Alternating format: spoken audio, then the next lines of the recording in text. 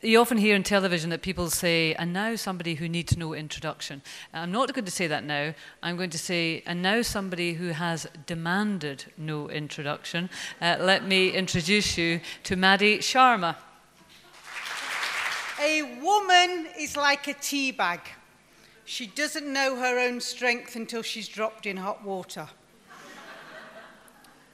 In your heads, I want you to rate yourself out of 10 on your ability to make change, either in your own communities, within your family, within the UK, within Europe, or even within the world. What is your ability to make change? This single point.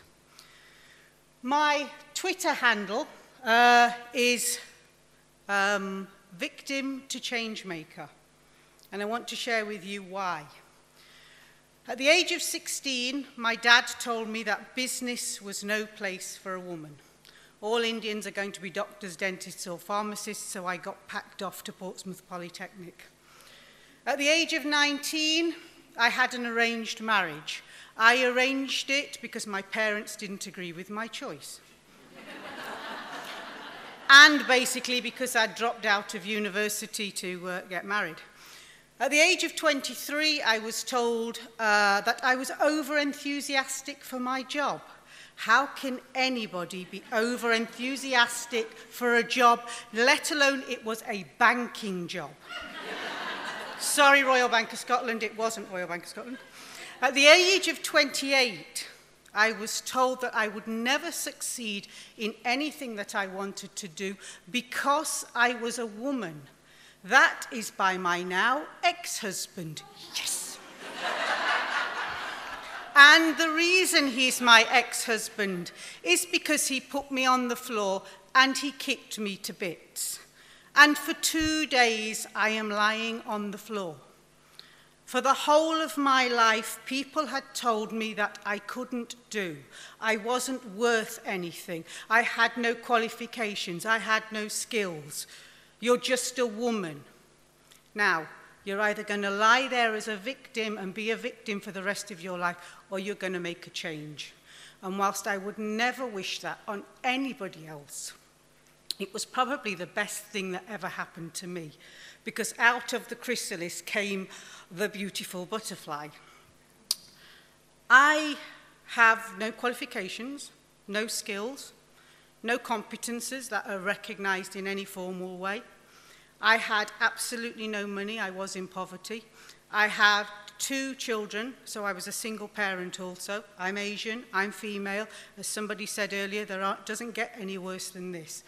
Apart from you're also a survivor of domestic violence and you have absolutely no confidence whatsoever. And I started making samosas in my kitchen at home. And I made 4 because that's all I had the money for. And you go out and you sell those 4. And you bring the money back in and you make 8.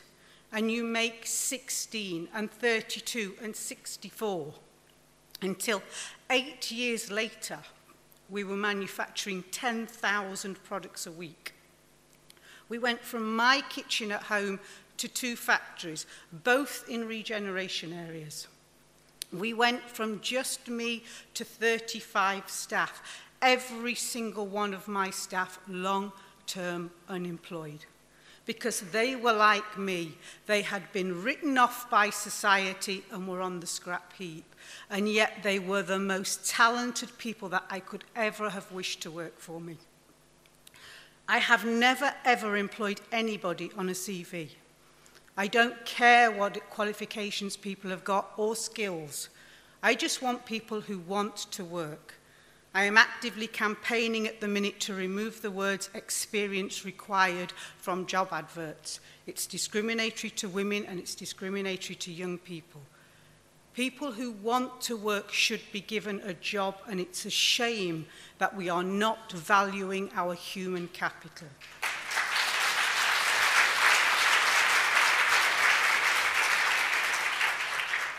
I was accredited with being Asian Woman of Achievement and the UK's Best Boss. And I was the fastest company to pass Investors in People. And then, yes, I got my second kicking because I failed in business. It wasn't my fault, although we have a no-blame culture in my company, so everything is my fault. But I was given an advisor from a UK government department who was a disqualified director. Needless to say, long story, put it to bed, gone away now. 8 years of my life, I learnt loads. So what do? Are you going to give up? No. Pick yourself up, dust yourself down, and off we go again. I now run the Madi group. Madi stands for Make a Difference Ideas. If I don't make a difference, my life has been wasted. I got up at 4 o'clock this morning to fly up here, and I arrived yesterday at 11 o'clock at night from Istanbul into London. I am going back to London tonight at 4:30 from here, 6:30 from Glasgow Airport. I'll land at 7:30, and then I have to drive home to Nottingham. I'll be 11 o'clock before I go home. Please, somebody say I'm going to make a difference to somebody's life in the room. The Madi group, well, basically, what happened with Madi is I realized that if Versace and Gucci could brand their names, why couldn't I? So I did. My name is a registered trademark.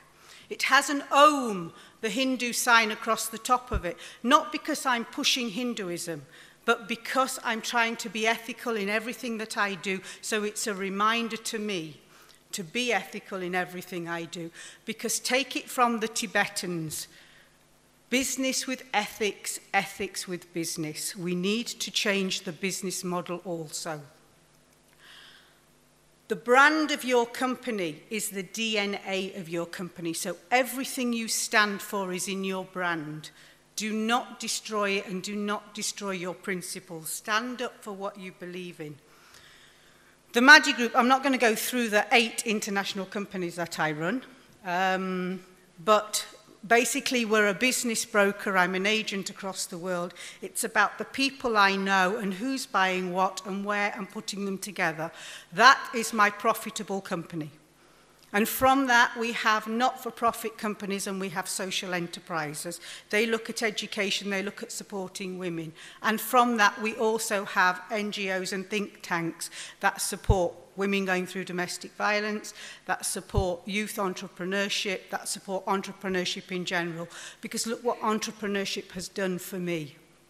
It has really empowered me.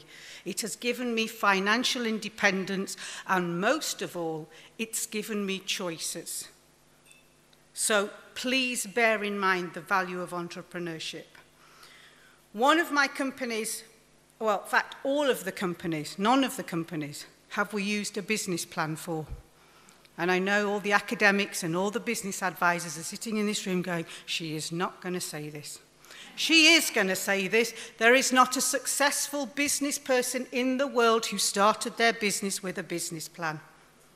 Business plans are for accessing finance, and if you've started your business to access finance, you've started your business for the wrong reason.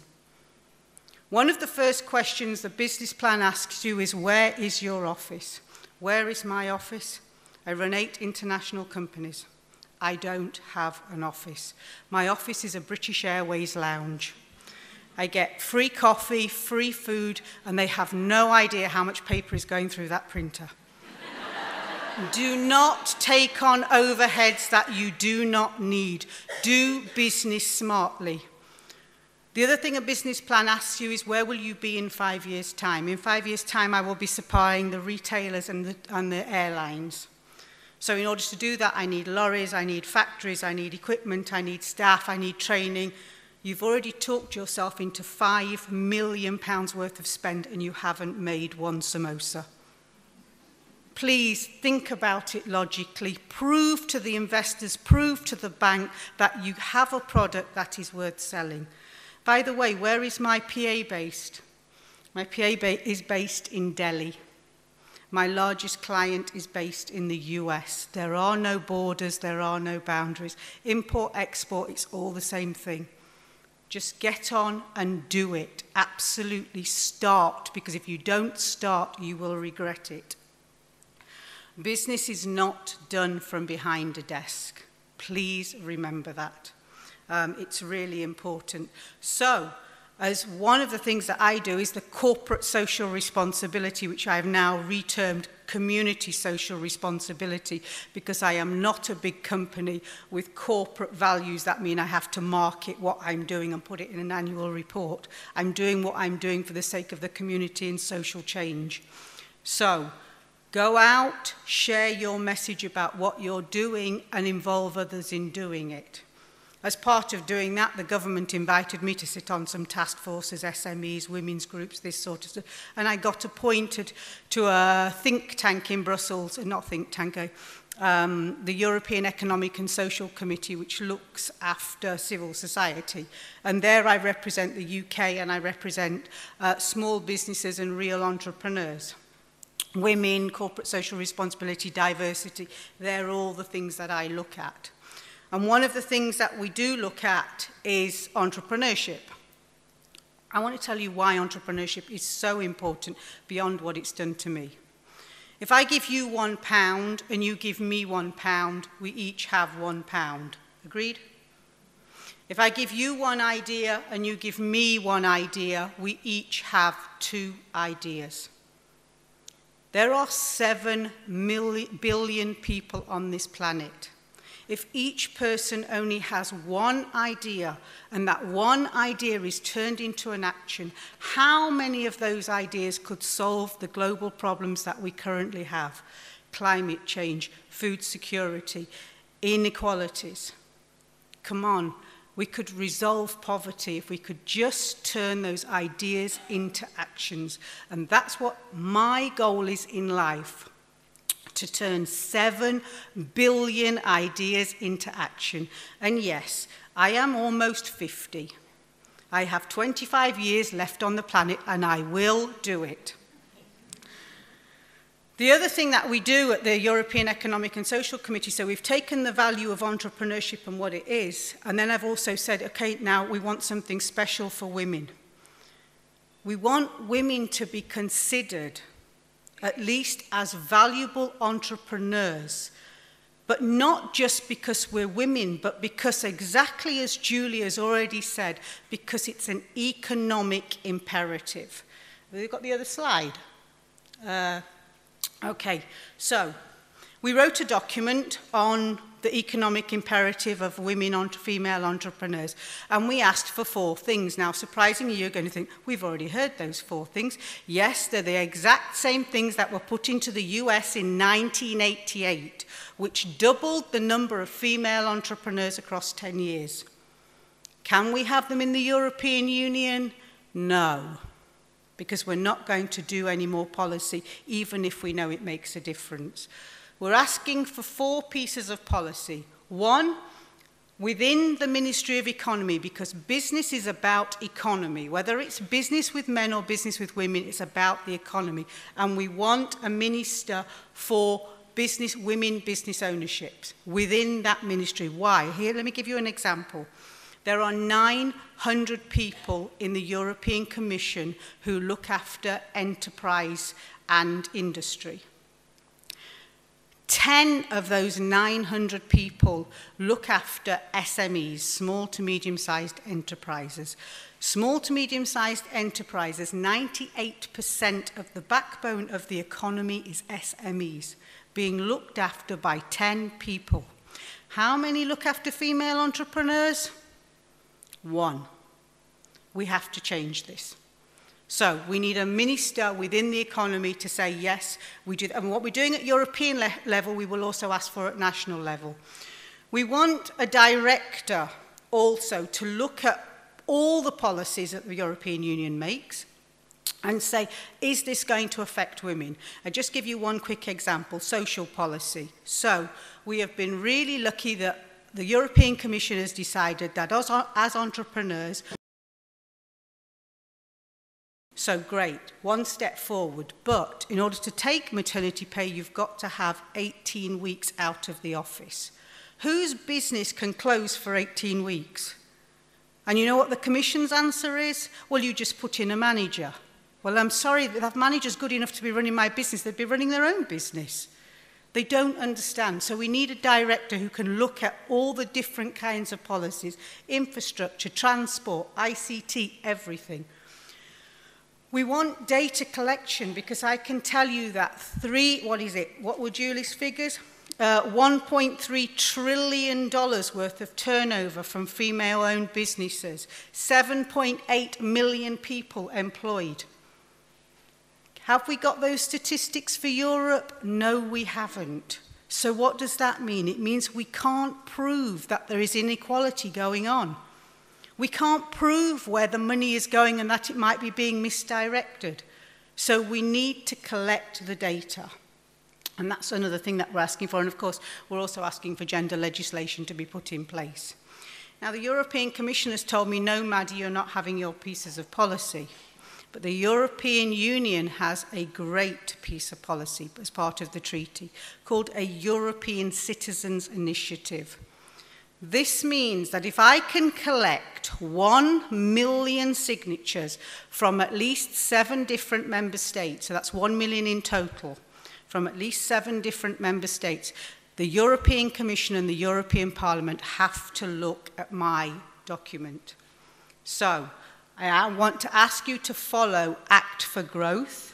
We will be writing to you to say, please sign the document because we need your signatures. We need to ask you to roll it out to your networks to also please ask other people to sign, men and women, because remember this is an economic issue.